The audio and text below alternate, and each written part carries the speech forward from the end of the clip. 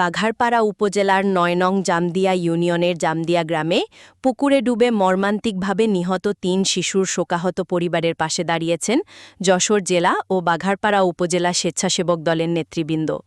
শনিবার বিদ্যুৎ, জ্বালানি ও খনিজ সম্পদ প্রতিমন্ত্রী অনিন্দ ইসলাম অমিতের নির্দেশে নেসার হোসেন ও আশিকুর রহমানের পরিবারের সদস্যদের বাড়িতে গিয়ে সমবেদনা জানান যশোর জেলা স্বেচ্ছাসেবক দলের যুগ্ম আহ্বায়ক শামীম আক্তার।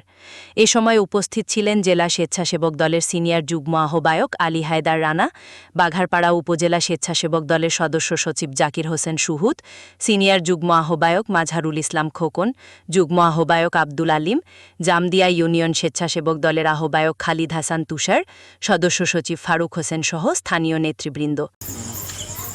সান্ত্বনা দেওয়ার পিছনে আপনি নিজেকে শক্ত করেন, আল্লাহরে ডাকেন। খোকন ভাইরা সবাই আছে, আমরাও আপনার ভাই সেই হিসেবে কি বলবো, আসলে কিছু বলার নেই, বুঝবার মতন কোনো কিছুই বলার নেই।